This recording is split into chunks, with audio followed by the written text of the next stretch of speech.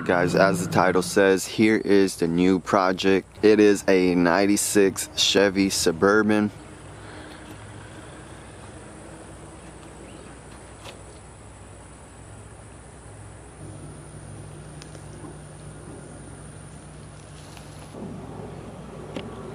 So there it is guys. I mean, it's pretty stock. Everything is there. I had already taken off the gas tank.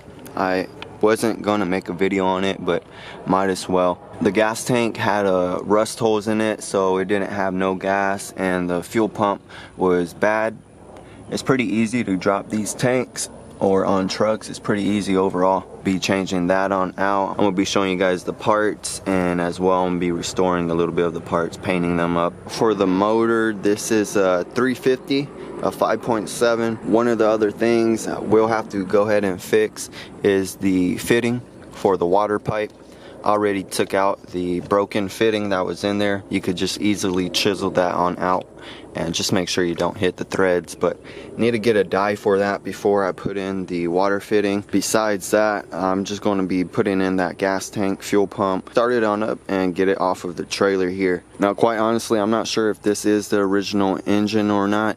On the cluster it says it has about 247,000 miles, but right now just going to try to get it running and see what's up with the engine and what other things will have to be fixed. Now as for the interior, again, this car has been sitting, so it is quite dirty. Really it's just the carpeting, and the junkyards are full of these SUVs and Silverados. You got the leather interior that comes with the Suburban. This is kind of a unique dash. It has an old TV back in there. Of course this would have been popping back in the 90s. And then on the cluster here, and I stand corrected, it's 243,705 miles on there. Again, everything is original. We still have the original radio in there. Play my cassettes. And that is the dash with the tray and the cup holders. Some people like it, some people don't. And none of these SUVs or trucks came with the sunroof. Well, that might be something to add in the future. And now here in the rear, got the bench seat, second row bench seat with the nostalgic TV and VCR player. You guys know I gotta go ahead and get some tapes, play it on in here, and really I'll be ready for a road trip. Third row in there, along with the spare tire in the back there. Like I said, it's all there. It just needs some care, some cleaning, and I really think this is going to be a nice daily driver. Now here are the parts that were on the gas tank off of the Suburban. So you got the straps here for the gas tank, the filler net, plastic there, the paneling for the gas cap along with the gas cap, and then the hose for the filler neck, overflow hose that goes onto the filler neck as well. The stainless clamps. This is the locking ring for the fuel pump. These are the venting valves for the gas tank itself, and some padding up against the frame and the gas tank, which I took off. I am going to put these onto the new tank. And here is the plastic cover or paneling protector for the gas tank. Here's the gas tank. It's a 42-gallon tank off of the Suburban. Pretty big tank. This thing is nasty, man. Look at the fuel pump to start off with. That thing is just crusty. Don't know if you guys can tell. This thing definitely has seen better days, and it's a used fuel pump also. So that is trash. If you guys want to take a look in the tank, don't know how well you guys can see, but it's just all flaky in there, a bunch of rust. This Suburban has been sitting for a long time. Take a look on the bottom side. That's going to be the leak right there. This gas tank and fuel pump is completely trash. I do have a new fuel tank on the way, as well fuel pump. I just want to freshen up some of these parts here. The filler neck just has a little bit of light surface rust. Try to go ahead and take care of that. And then also the straps, they are a little bit faded. I could definitely just freshen them on up, even though it's not really going to be seen. It's just going to be for my enjoyment. But this one also, man, a little bit rusted, and as well just from the gas leaking out. Paint that I'm going to be using, you can just easily get this from your local auto parts store, and they got it in different sheens and colors. This is the satin black.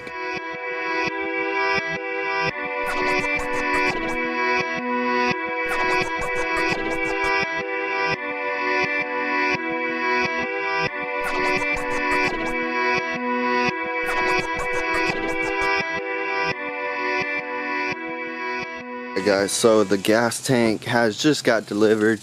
This is the one I picked up, Spectra Premium, part number there, GM43A. Let's go ahead and get this thing opened up, just make sure it's the right gas tank, and just quick little review. Locking ring and O-ring on there. Well, there it is, man. I mean, this thing looks super OEM. Can't tell the difference from an aftermarket compared to a new one, but there it all is, man, with no rust, nice and clean. Of course, down here, biggest difference, no leaks. There is a few little dents on it, but you know, I'm not really tripping on that. That is all good to go. Let me get back to working on these straps.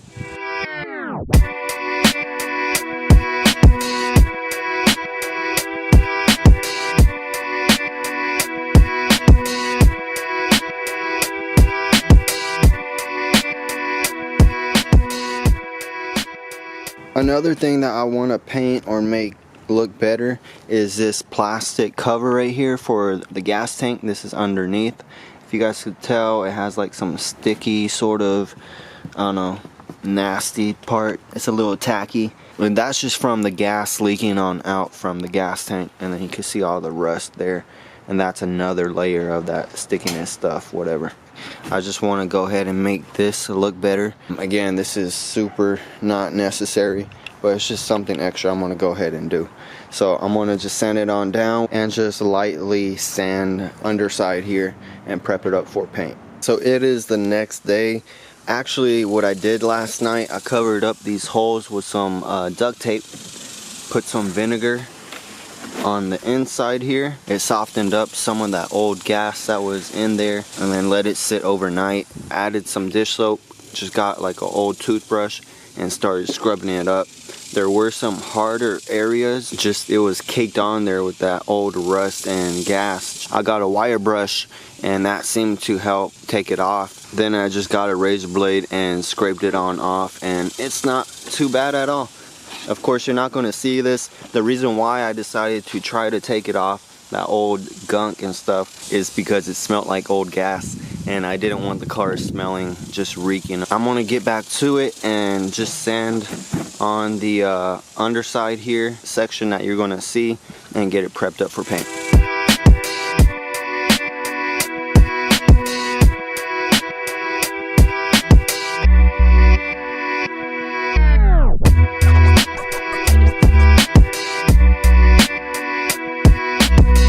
Now I'm going to wet sand with a little bit of dish soap with some 220 grit.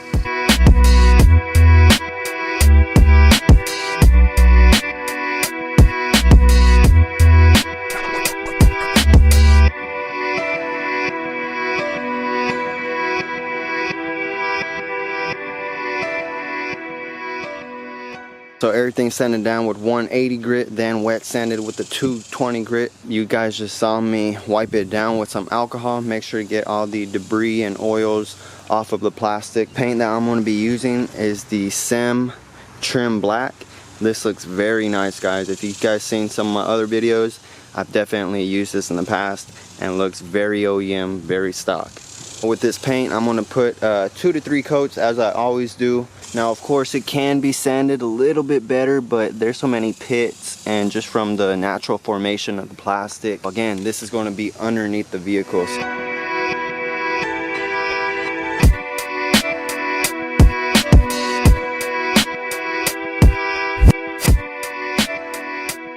I was only able to get 2 good coats on there. I did run out of paint. It looks pretty good overall.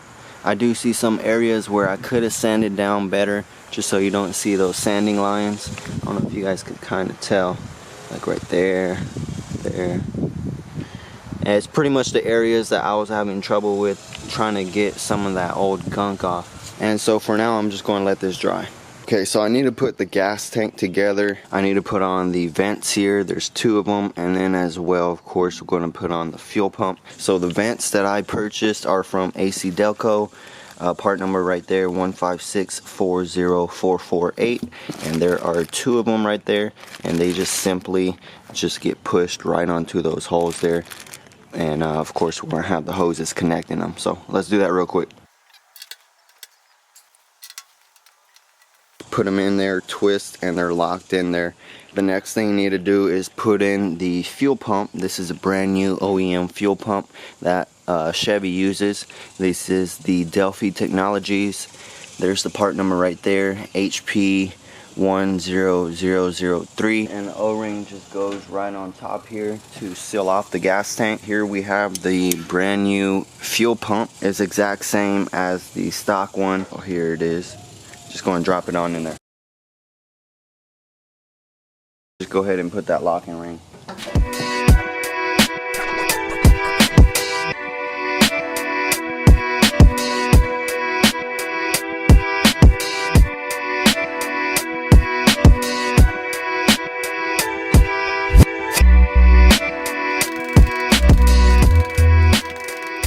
Almost forgot, I'm going to be installing the original foam that is used to protect the gas tank from rubbing up on the frame. I did take this off of the original tank, took off some of the glue that you can see there. Glue that I'm going to be using to reinstall it is the Gorilla Glue Contact Cement Clear Grip. I've only used this once on another little project, but it seemed to hold pretty good. So it says it can bond to metal on there, fabric, wood, glass, ceramic, leather, plastic, stuff like that. So it shouldn't have any issue just attaching the foam onto the gas tank. Clean this up with some alcohol, put on some clear grip on there, and just firmly place it on there.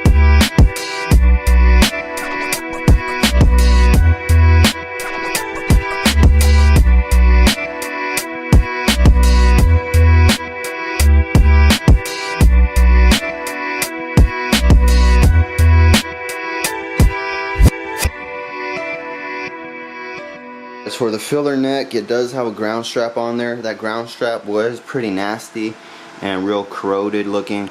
So I just grabbed some distilled white vinegar and some table salt, just sprinkled quite a bit of salt in there. Been sitting for about 30-45 minutes, and you guys can tell that the copper is looking brand new on there.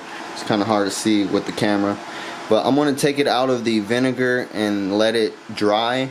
And then after it dries, I'm just going to put some dielectric grease and just rub it on into that grounding strap, just so it won't get future corrosion. Try to prevent it as much as I can. Unfortunately, when I came to put on the gas tank, camera was just full of video and stuff, and I couldn't delete any of them. I had to go ahead and download it onto the computer. I already did put on the gas tank along with the filler neck, all the hoses, fuel pump, everything is working. You guys see the gas tank right there. It's pretty easy. You just got those straps. Got a bolt right there, bolt on the other side. Take the straps down, and then you got the filler neck, the grounding strap, and then you have the connections in the rear. So like in this rear section up on top, you're going to find the connection for the fuel pump along with the ground for that as well. So everything is looking nice. I did already try to start the Suburban, and unfortunately it's still not getting gas to the engine. On the next video, I'm going to be working on or replacing the Spider injection pump. It's basically what it uses to send fuel and allocate to the proper cylinders in the proper firing order. So at least I know that we're gonna have a solid fuel system. Gas tank, brand new. Also did change out the fuel filter right there, which you guys can see easily. Just take it off on each side. It does have an O-ring on the lines, slip out the old fuel filter and put in the new fuel filter. And from the fuel filter, the fuel gets sent over here down to these fuel rails right here. It goes into the spider, which is underneath this intake plenum. Actually going to have to be taking everything off on the top side in order to get to that, but of course that's going to be on the next video. But I just really wanted to show you guys the Suburban. Let me know what you guys think of it. 96 Suburban LT 1500. It looks pretty good, guys.